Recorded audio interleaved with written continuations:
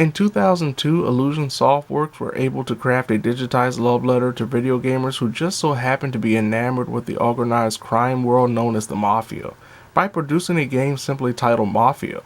Thanks to the innovative gameplay and story unmatched at that time, Mafia was a smash hit across PC and consoles that created a grand fan base waiting for the potential next installment. It would take 8 years before Mafia 2 was released, but the wait was well worth it, though not as revolutionary or successful as its predecessor.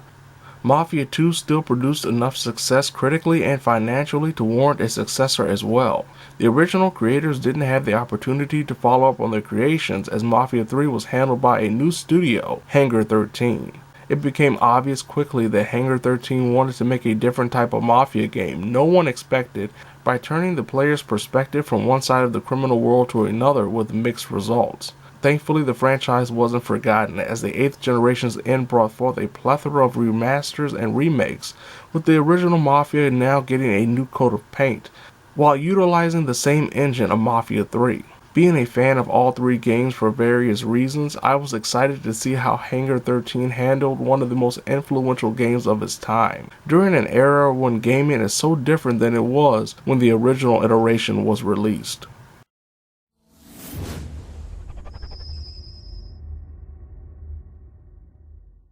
Though crafted by Hangar 13, a developer that embraced the open-world nature of third-person action-adventure sandbox games when presenting Mafia 3, this remake of Mafia sticks to how the original was presented, with 20 playable missions in a semi-open-world environment known as Lost Heaven, an obvious ode to Chicago. Taking control of Tommy Angelo, the player is tasked with assisting a mob family as they attempt to avoid war with another group of criminals trying to make some money during the era of Prohibition.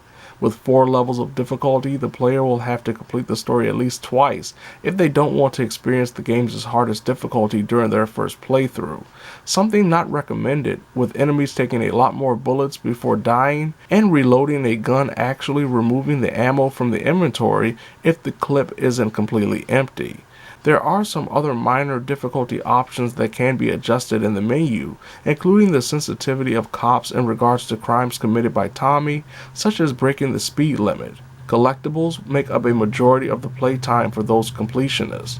Various cards will be located throughout the world and in mission-specific buildings, as well as the free ride mode that unlocks after finishing the first chapter, though it is better played after completing the story, on any difficulty. Free Ride not only allows the player to simply drive throughout Lost Heaven, but also discover hidden jobs that are usually time trials featuring Tommy trying to drive a car without damaging it in the allotted time, with completion of said trial unlocking that car. Some other secrets tied to Free Ride mode will take a bit of work, but are usually pretty entertaining in the end, resulting in a game that takes at least 50 hours to complete the trophy and achievement list.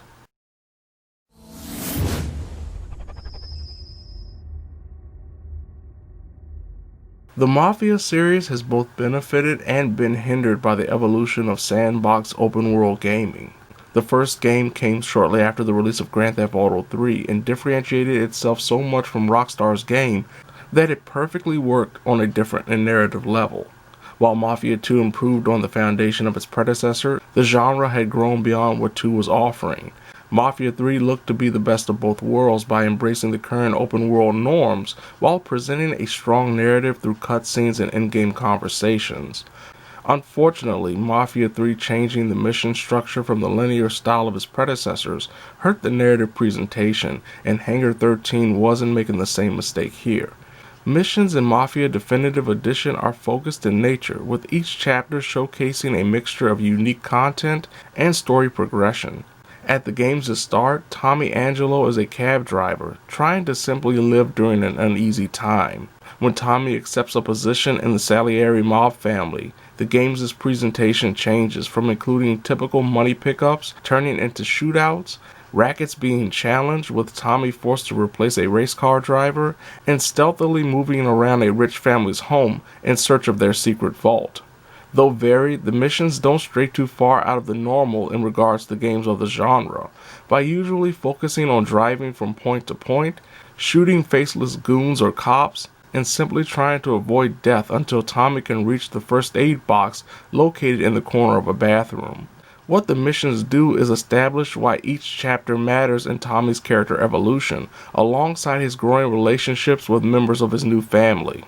Like the mission presentation, the gameplay isn't revolutionary. Gunplay is solid, with the player potentially having to adjust some of the sliders in regards to aiming speed, and maybe even enabling the soft lock-on option to prevent the loose yet sluggish nature of the crosshairs that can prevent much needed headshots.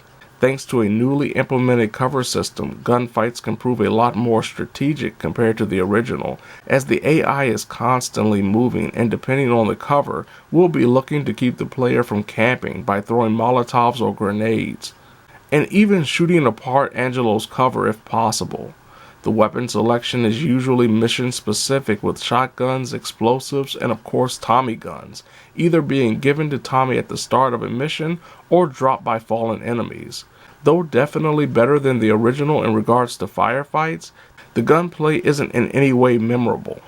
Melee combat, however, is memorable, but for all the wrong reasons. Building its hand-to-hand fighting system off games like Batman Arkham Asylum, the player will have to use the on-screen prompt to avoid an incoming punch that will see Tommy shove the adversary and leave said target open for a series of strikes. Unfortunately, the fistfight moments are unyieldly and too loose for their own good, with no lock-on system to help keep Tommy from swinging in every direction instead of focusing on a sole enemy. This lacking combat option ties into the fact the AI isn't that bright. Outside of changing cover or trying to lure Tommy out of his hiding space, a majority of the time the AI can't figure out where to go to attack, even if Tommy is literally on the other side of the wall they're facing. Enemies will funnel into dangerous situations like ants and refuse to gang up on Tommy in melee situations, simply standing around and waiting for their turn to get bashed in the face. Though mostly dumb, the AI does have a great line of sight that usually makes the forced stealth sections a little more difficult than expected, even if the player thoroughly plans Tommy's route. Thankfully, the game's mission checkpoint system is pretty forgiving, and it shouldn't take players more than a few tries to complete whatever mission is causing them failure. Not surprisingly, driving is a big part of the game, with several missions featuring chase scenarios. With the game's setting comes vehicles that don't handle like those from other games in the genre, but the overall driving mechanics are a lot more player-friendly than the original iteration, though it will take the player a couple of missions to get the hang of the more heavy-set cars and trucks. And a nice addition to this version is the inclusion of motorcycles, arguably the most fun vehicles to drive. Another wise developer choice is the skip drive option during missions. Players who don't want to waste time driving to the point of interest or don't enjoy the driving physics can use the skip drive button when available to transport Tommy to his destination.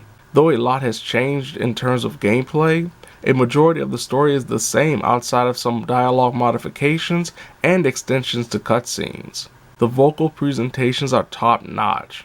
Thanks to the graphical upgrade, character models of the most important characters stand out a lot better than they did in the original, including a pair of bruisers during the game's epilogue. Though the movement of said characters is rather stiff and robotic, as if this remake was released in 2002. The sounds are mostly masterful as well, be it the explosive nature of gunfire, the music playing on the car's radio, or the score used during a hectic mission such as the church firefight. Like Mafia 3 when it was released, and the Definitive Edition of Mafia 2, Mafia Definitive Edition is technically flawed. Beyond some pop-in issues and moments of odd facial and mouth movements during cutscenes, are some staggering frame rate drops during the game's latter half. Glitches that occur can be graphical in nature, such as an NPC getting stuck in the ground temporarily, or detrimental to a mission like Tommy refusing to pick up a gun when empty-handed, and the player being forced to restart from the last checkpoint to fix said problem. Screen tearing is noticeable throughout the game's various cutscenes, and like the frame rate, gets worse as the game progresses. Audio issues weren't out of the ordinary during the last 6 or so missions, with gunfire becoming muted, and even an odd occurrence when the dialogue became nothing but loud static, as if someone unplugged an old TV from the antenna. Beyond the technical issues that can be fixed with future patches and some unremarkable gameplay decisions, Mafia Definitive Edition mostly does right by what was a classic during its time. Thanks to the developers honoring a fantastic story presentation from almost 2 decades ago, while making the game a lot more player-friendly for newcomers, it's hard to deny that this is yet again the benchmark in the Mafia franchise.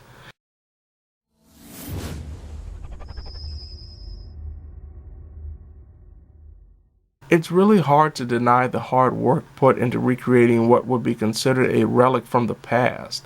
A game that was revolutionary for its time, but lacks the gameplay options from games that would follow in the genre years later.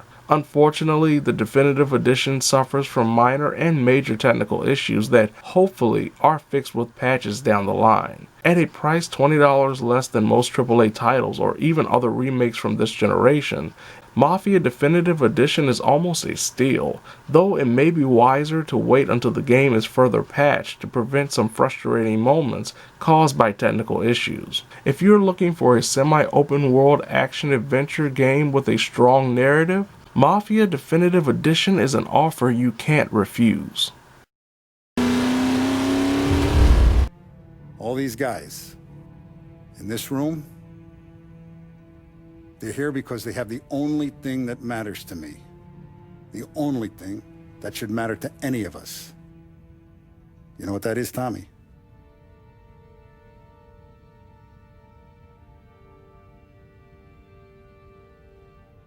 They're loyal. That's right. Now you stay straight with me, you're gonna be living the high life, Tom. But you abuse my trust.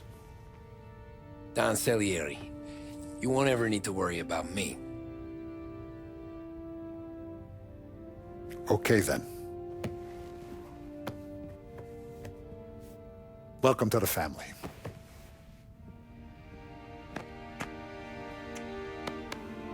Excellent. Now I'm starving. Luigi, let's eat.